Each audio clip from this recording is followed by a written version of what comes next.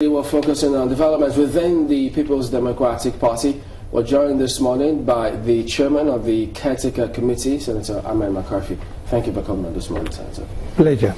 Well, it's the internal wranglings within your party that leads us to ask, your convention is scheduled for August 17th. Is it really going to hold?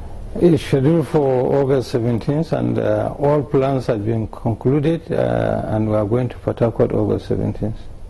In the midst of all of these internal wranglings and the court cases, how would you overcome that? Well, no court has stopped the convention. Right from beginning. Even the Lagos High Court under Justice Buba, that's the beginning of all these crises, never stopped convention.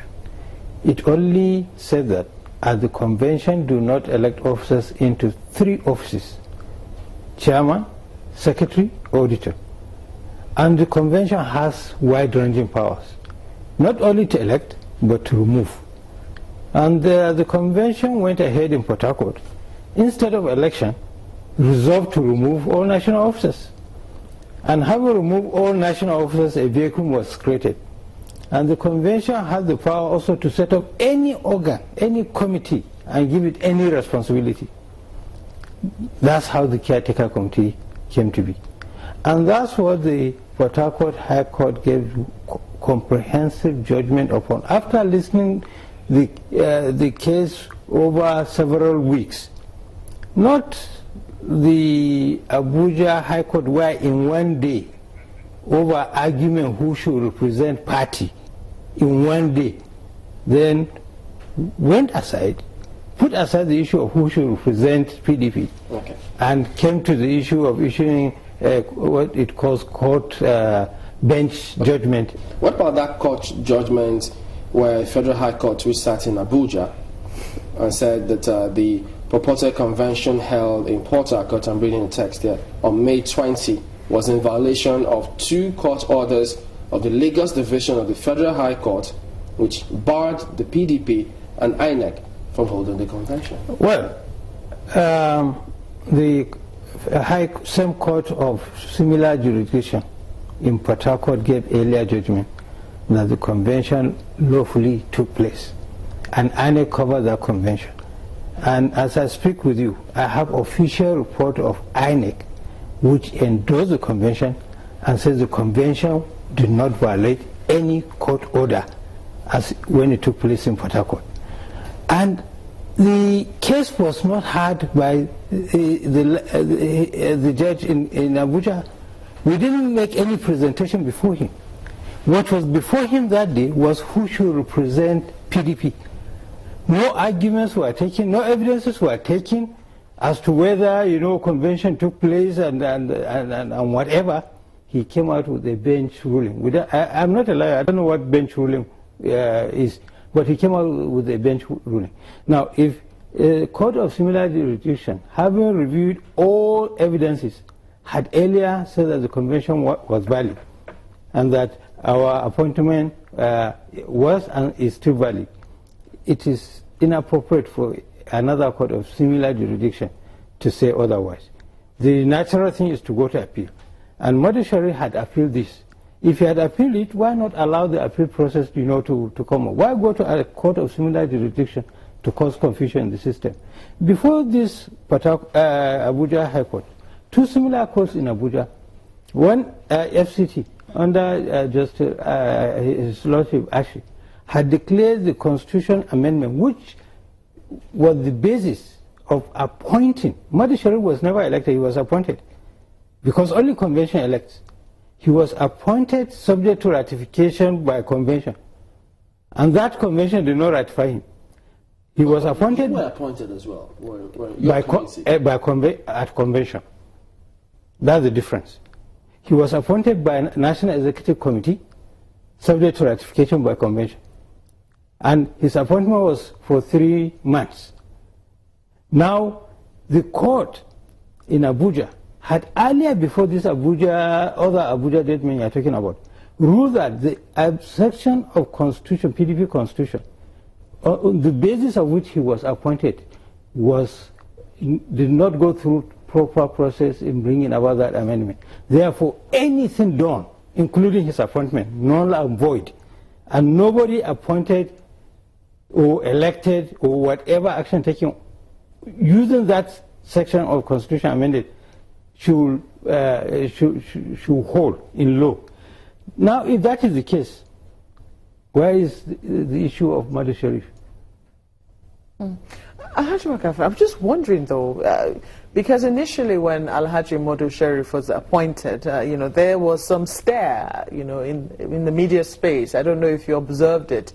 Some people wondered the choice of Ali-Modu Sharif, and you found a lot of governors from the southwest to the south to the PDP governors defended very stoutly why it is that Ali-Modu Sharif was appointed as the national chairman or acting chairman at that point in time. What exactly went wrong? Because now it would seem that he's fallen out with your own side of the party, because he still claims that he's in the PDP and he's still chairing the side of the PDP. What went wrong? Well, to be honest, I was not part of any clique that, negotiated his appointment or whatever. I belong to the majority of the people that believe that the process was wrong. As an individual, he may be capable, but the process was wrong. Now, a truce was made when the governors realized then that overwhelming majority of party members were against that appointment. A truce was made that he would serve only 3 months. And after 3 months, there will be a convention to elect national officers. A convention. But then, you know how politics is.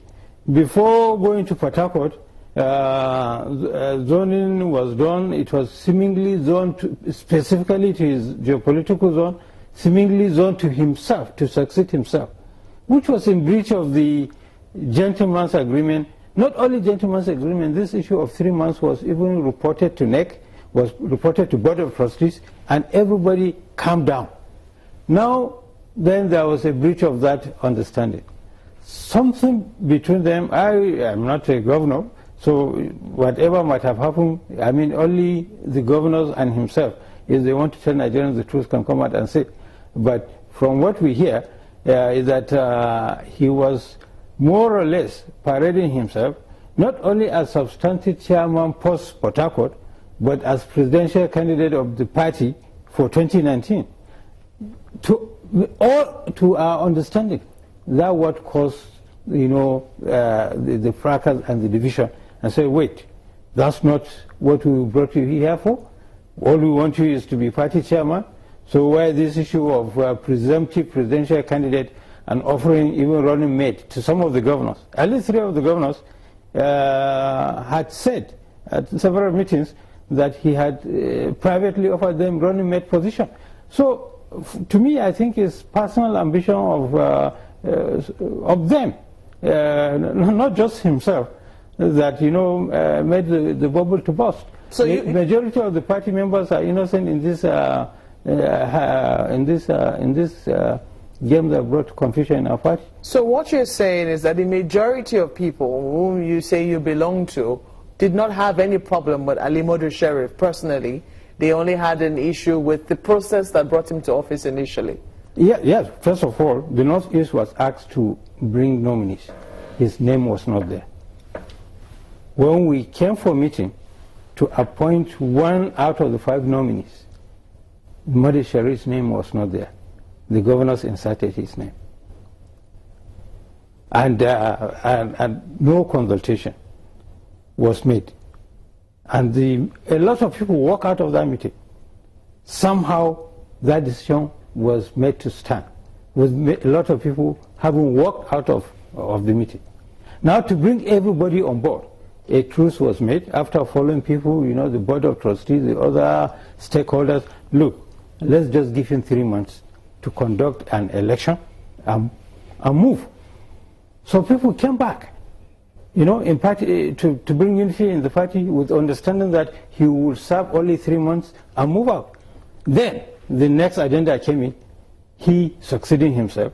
Not only he succeeding himself, but also seemingly presumptive presidential candidate of the party come 2019.